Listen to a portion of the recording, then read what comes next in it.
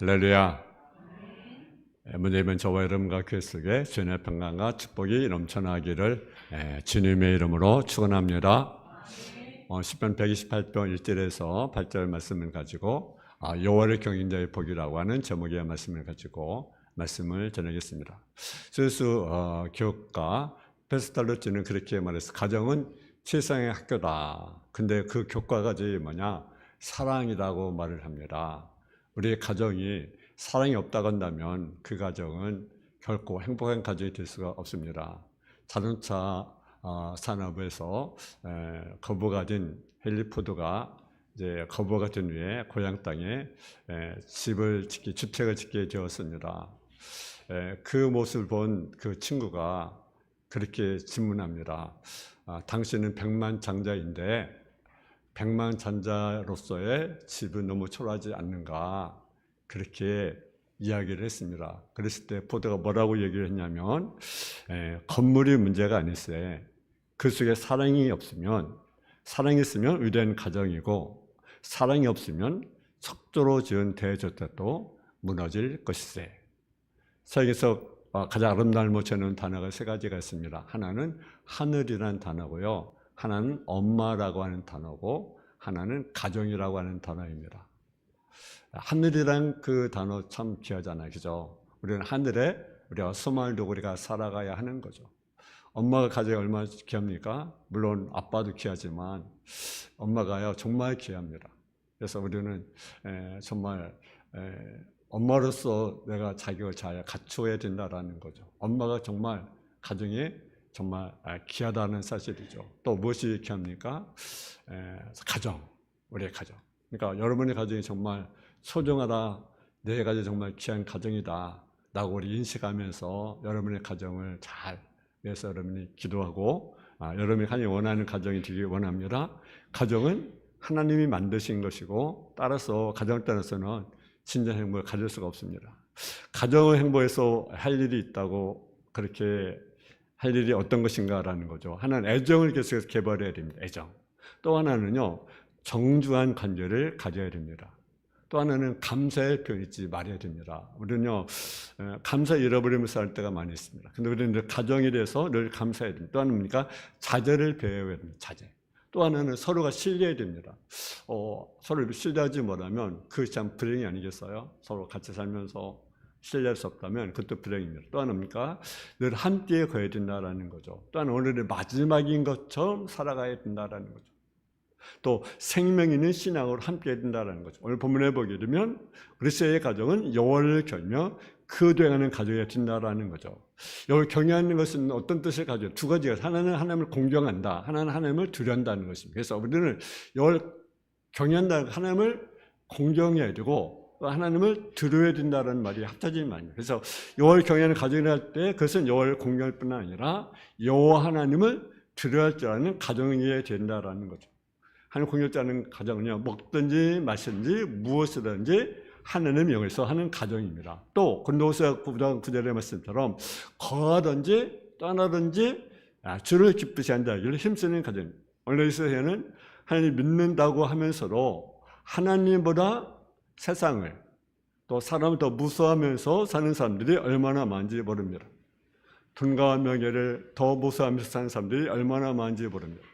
권력을 하나님보다 더 무서워하는 사람들이 얼마나 많은지 모릅니다. 그러나 진실의 하나님을 믿는 사람은요, 다윗이 골리앗을 우습게 여기듯이 돈과 명예, 권력을 부러워하거나 두려워하지 않습니다. 오직 하나님 한 분만 두려워하면서 사는 사람인 것입니다. 그리고 그와 같은 식구들이 모이는 가정이 올바른 신의 가정이라는 거죠.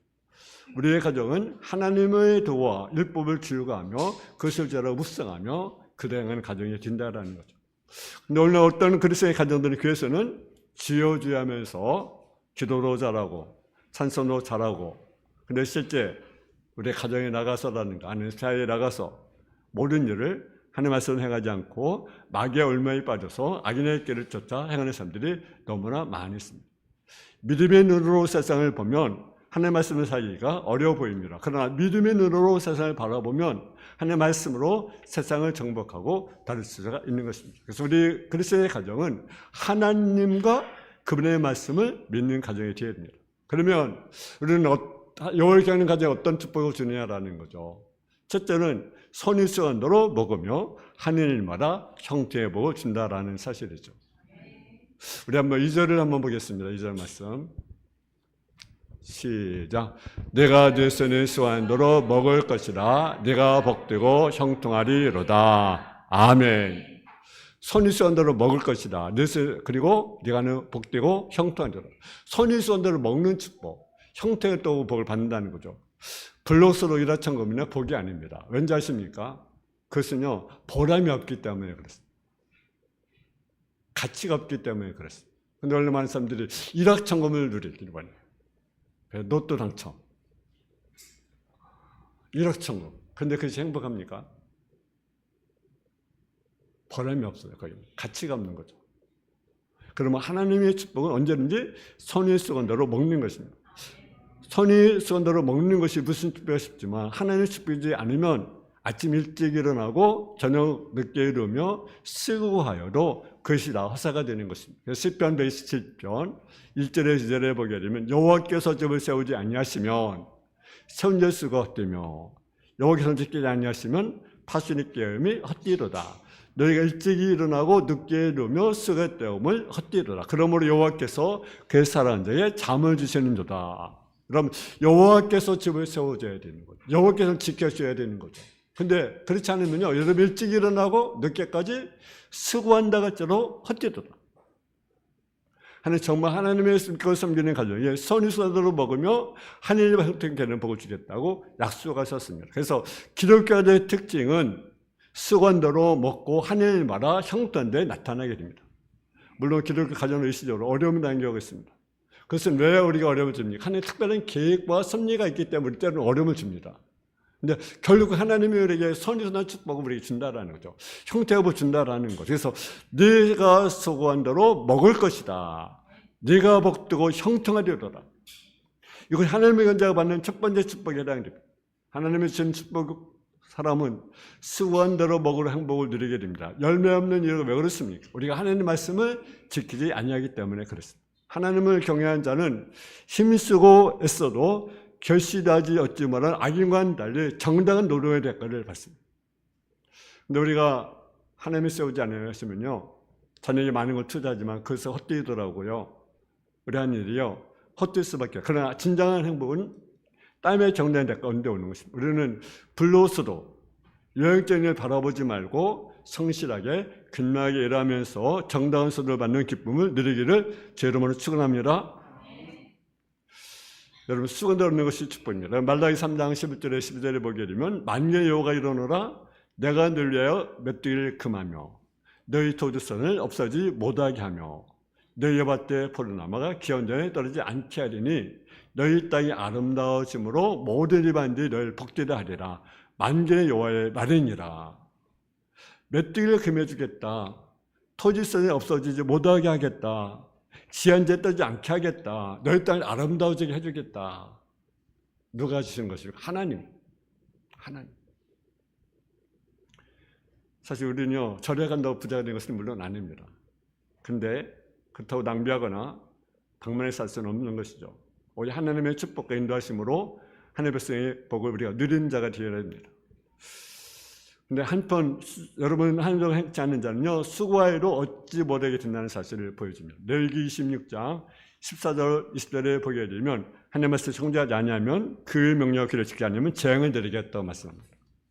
근데 폐병, 열방 등 각종 질병이 임하며 파종이 헛되며 싸움에서 패배하고 망할 것을 우리에게 말씀하고 있습니다. 두 번째 주는 축복이 뭐냐? 가정의 축복이라는 사실이죠. 가정의 축복. 아멘. 현대인에 있어서 가장 심각한 문제 중에 하나가 뭡니까? 가정의 문제라는 거죠. 외적으로 보이는 경제적인 환경의 안정에도 불구하고 급격한 갈등을 안고 있는데 이는 성경이 말하는 하나님의 징벌인 것입니다. 왜냐하면 가정의 행복은 하나님의 축복이라는 사실이죠. 우리 한번 3절 한번 같이 한번 보겠습니다. 3절 말씀 시작. 내 집 안방에 있는 내 아내는 결실한 포도나무 같으며 내 시대에 들러있는 자식들은 어린 감람나무 같으리로다. 아멘. 이게 두 가지 나무가 있어요. 포도나무, 감람나무. 이 포도나무, 감람나무 이스라엘 백성들에게 있어서 주산물이고 자연스러운 비유인데요. 팔레스타인에 있어서는 이 두 나무는요 꼭 필요합니다. 또 수분도 영양으로 공급해 주는 것이 아주 필요한 것이 바로 포도나무, 감람나무입니다. 그래서 결실한 포도나무는 아내의 출산의 능력을 말해주는 적절한 표현입니다. 또 그와 같이 덕순 아내를 동반자 가지고 있는 자는 어떤 축복과도 바꿀 수 없는 귀한 축복이 되는 것이죠. 그래서 내 집 내 시대는 내 아내는 결실한 포도나무 같으며 아내를 바라보는 남편의 눈이 결실한 포도나무 같으며 얼마나 그 행복합니까? 그죠? 그렇잖아요. 남편이 아내를 바라볼 때 결실한 포도나무 같다. 얼마나 아름답겠어요? 얼마나 행복하겠습니까? 그런 자가 되길 원합니다. 그런 자들. 여러분 젊어서는 우리가 중년에 살다 하다가도 나이가 들면 저 아내 나 싫어. 그래서 다른 데 이렇게 마음을 들면 안 되죠. 그죠? 그것은 불행입니다. 위험한 일이죠. 하나님은 오늘 본문을 통해서 하나님 경외 그대로 행하는 가정에 부부의 복을 주겠다 라고 우리에게 말씀하십니다. 또 하나는 뭡니까? 어른 감람나무 같다. 자신 어른 감람나무 같다. 자신 장성한 감람나무로도 새로 뻗어나오는 화기한 가지처럼 부모가 죽는다고 해도 그들은 하나님의 은혜 가운데 그 가정 활동을 유지하며 성장함을 우리가 뜻하고 있습니다. 여러분 세상에 산업을 기하는 것이 있다는 것이 바로 무엇입니까? 생명이죠. 또 여러분 가정에서 가장 귀한 것이 누굽니까? 자식이 아니겠습니까? 자식이죠. 여러분 가정의 자식, 자녀가 귀한 것도 아니겠어요? 그렇잖아요. 생긴 것 중에 자식보다 귀한 것이 어디가 있겠습니까? 그런데 여호와를 경외하면 그로 행하며 사는 가정에 자식이 잘 되는 복을 주겠다. 그렇게 말씀하셨어요. 먼저 자녀들이 부모와 사이에 좋아서 좋은 친구같이 복을 누리겠다라는 거죠. 그래서 오늘 보면 넷에 들린 자식은 상이 들렸다는 것은 무엇입니까? 부모와 자녀 관계가 좋다라는 거죠. 그렇잖아요. 자녀와 관계가 좋으니까 같이 식사하는 것 아니겠어요? 그런 거래요. 관계가 안 좋으면 식사하겠습니까? 따로 하죠. 관계가 좋은 거. 여러분 사실은 부모 자녀 관계 속에 힘들고 어려운 사이가 없어요. 사실은 가까우면서도 힘들어요. 그죠? 그것이 부모 자녀의 관계. 잘못하면 부모 자녀가 아니라 원수가 그런 원수가 없으면 나빠질 수 있습니다. 그렇게까지 나이 아니어도 부모 자녀 사이에 무슨 담요로 쌓는 것처럼 말과 마음이 통하지 않아 부모 자녀가 따뜻한 말 한마디 없는 경우가 사실 있어요. 근데 부모 자식 사이에 좋아서 한 사이들로 앉으며 오순도록 말과 마음을 나누며 살 수 있다는 것이 복이 안에 있습니다. 하나님 어떤 일이 있습니까? 여호와를 경외하는 한 자에게 이런 복을 주겠다. 한쪽으로는 가정은 부부의 행복과 더불어 자녀의 축복으로 이어지는 것이라는 사실이죠. 근데 어떤 일이 있습니까? 4절에 봅니까? 한번 4절 한번 같이 본 거예요. 4절. 시작. 여호와를 경외한 자는 이같이 복을 얻으리로다. 아멘. 어떤 자에게 복을 줍니까? 여호와를 경외한 자에게 부부의 축복, 자녀의 축복을 주겠다. 이 구절은 어떤 의미입니까? 보라는 거죠. 보라. 하나님이 부부에게 어떤 복을 주는가? 보라, 자녀 어떤 복을 주는가? 어떤 자에게 하나님의 경외한 자에게 이런 복을 주겠다 하면 보라는 거죠. 이 경외한 자의 받을 복을 하나님께서 이렇게 보라는 거죠. 하나님의 축복을 이루어진 가정은 사내보는 행복에 주에 있지 않습니다. 사람들은 외모를 봅니다. 학벌을 봅니다. 미모를 봅니다. 건강을 봅니다. 직업을 봅니다. 그걸 중요하게 봅니다. 무엇보다 그 가정의 행복과 기쁨이 넘치고 사랑과 행복으로 넘치는 믿음에 든선 가정이 더욱 아름다운 것입니다. 어떤 의미에서는요, 사실 이렇게 갈등한다는 것은 어쩌면 하나님의 어떤 책찍이라고 볼 수도 있고 징계를 볼 수도 있어요. 왜 갈등합니까? 왜 가정이 끊임 갈등이 있습니까? 어디 하나님의 징계 있고 하나님의 책찍이 있고 또 어떤 면은 하나님의 깨어라는 거죠. 깨 있어라. 너희가 깨 있어라. 정신을 좀 차려라는 의미예요. 그러니까 우리가 갈등이 있다라는 것은요, 우리가 정말 뭔가 하나님의 징계구나, 뭔가 하나님의 심판이구나, 아니면 내가 뭔가 깨어 있어야 되는구나. 그런 의미로 하나님 주는 것 아니겠어요? 그렇잖아요. 창세기 4장에 보면 그 가인과 아벨의 제사를 통해서 잘못된 예배가 얼마나 불행을 가져오는지를 우리에게 보여주고 있습니다. 잘못된 예배, 가정에 비극이 오잖아요. 그래서 동서를 죽이잖아요. 잘못된 예배 얼마나 여러분 무슨 지 아십니까? 예배를 우리가 경외히 여기면 안 됩니다. 예배를 귀하게 여겨야 됩니다. 엘리야 가정을 보세요. 엘리야 가정은 여호와 잣을 멸시했어요. 근데 하나님 그 가정에 징계하고자 합니다. 그래서 우리는 가정의 복이 임하기를 주의 이름으로 축원합니다. 세 번째는 에르슨의 복을 받는다는 사실을 우리에게 보여주고 있습니다. 우리 한번 5절에 6절을 같이 봉독을 하겠습니다. 시작. 여호와께서 시온에서 너에게 복을 주실지어다. 너는 평생에 에르사렘의 번영을 보며 네 자식의 자식을 볼지어다. 이스라엘에게 평강이 있을지어다. 아멘. 앞에 있어서는 개인이 누리는 행복에 대해서 언급한 반면에 본절은 이스라엘 백성들이 누리는 국가적인 축복을 말하고 있습니다. 축복의 기반은 개인에게 있지만 축복의 범위는 하나님 보좌가 있는 시온과 관련되어 있습니다. 그래서 시온은 하나님의 세상 저서로 알려져 있는데 바로 그곳에서 복이 온다는 사실을 본문이 지적합니다. 시온에서 복을 준다. 어디서 뭐냐? 시온에서 복을 주겠다. 에르사의 복이라는 것은 가정 행복은 에르사의 번영과 불가분의 관계에 있음을 우리가 보여줍니다. 사실 에르사렘의 지도적인 위치나 여기서 가치를 보면 그렇게 절대 희망주는 것은 아닙니다. 그러므로 에르사렘의 가치와 의미는 무엇입니까? 하나님 관계에서 우리가 찾을 수 있다는 거죠. 에르사렘은요, 하나님 임재가 나타나는 성전이 세워져 있는 것이고 하나님은 그것을 뭘 약속하셨습니까? 축복을 약속을 하셨습니다. 에르사렘은 뭐가 있는 곳입니까? 성전이 있는 곳이라는 것, 성전. 그래서 이스라엘 백성들 늘 기도할 때 어디를 바라보기도 합니까? 성전, 늘 성전. 하루에 3번씩, 제30, 제60, 90 하루에 3번씩 성전에 의해서 그들은 기도하잖아요. 하나 어디에 보면 에르사렘의 복, 하나님 경외한 의로운 성도는 물론 그가 속한 또 공동체까지 보고 주는 의미입니다. 한 사람의 미래, 그 사람에 속한 공동체 전체의 미래와도 연결되어 있다는 거죠. 그러니까 여러분이 하나님을 잘 경외하면 가정에 복도 주시고 또 공동체로 복을 주신다는 거죠. 여러분 속한 공동체. 그리고 여기서 뭘 말씀합니까? 자식의 자식을 볼지어다 라고 하는 거예요. 하나님을 경외하는 가정이 창대하게 이루고 장수하여 하늘의 복을 즐거움을 맛보게 될 것을 우리에게 말씀하고 있습니다. 여러분 사람이 장수하면서 주신 복을 누리는 것이야말로 축복 중에 큰 축복이 아닐 수가 없습니다. 정 1세기에 세례요한의 역할을 해왔던 빌리 그람 목사님이 그런 말 한 적이 있습니다.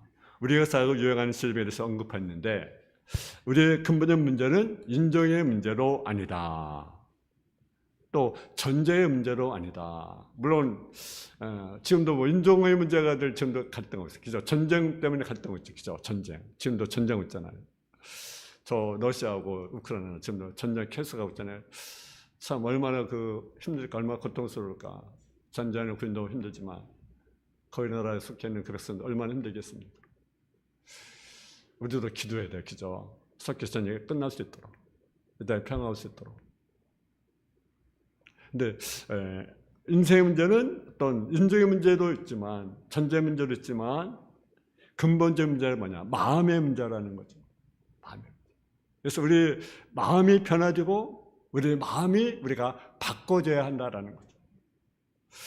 지미 카터가 대통령 출마해서 이제 선거를 시작하게 됐어요. 선거 이제 그 대통령이 있으면 이제 선거하잖아요. 그래서 돌아다니잖아요. 그래서 막 옛날에 그 선거할 때 보면 막 때리지 못하면서 때리다. 요즘은 그렇게 하진 않지만 요즘 막 때리지 막 수만씩 막 몰두고 그랬는데 그 이제 선거를 하는데 주일날이 되었습니다.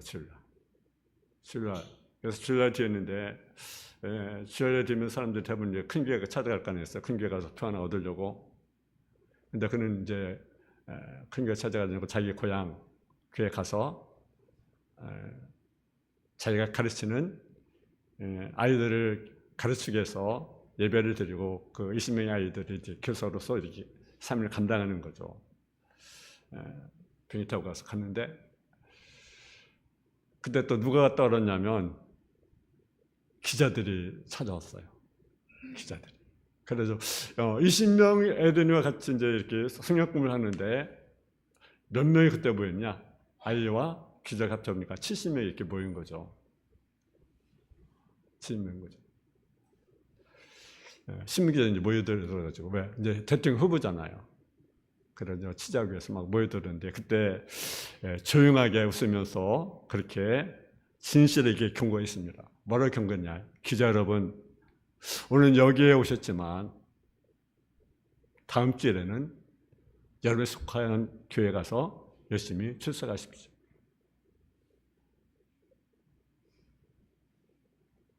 여러분, 우리는요 정말 하나님의 경외하는 마음을 있어야 돼요. 그리고 우리는 정말 하나님의 예배를 정말 귀하게 해야 돼요. 하나님께 드리는 이 예배, 이 주일에 드리는 그 한 시간, 정말 우리가 소중한 것 아니겠어요? 예배를 정말 귀하게 여기는 사람, 하나님 존중하게 여기는 사람, 하나님을 그를 존중하지만 하나님 경멸은 하나님을 경멸한다고 사무엘서가 분명히 말씀하잖아요. 하나님을 기억이면 하나님도 그 사람을 정말 귀하게 여기신 게 여깁니다. 그러나 하나님을 경멸하기면 하나님도 그 사람을 경멸하긴다는 거죠. 여러분, 엘리까지 보세요. 엘리는 제사장입니다. 근데 하나님을 경멸하겠어요.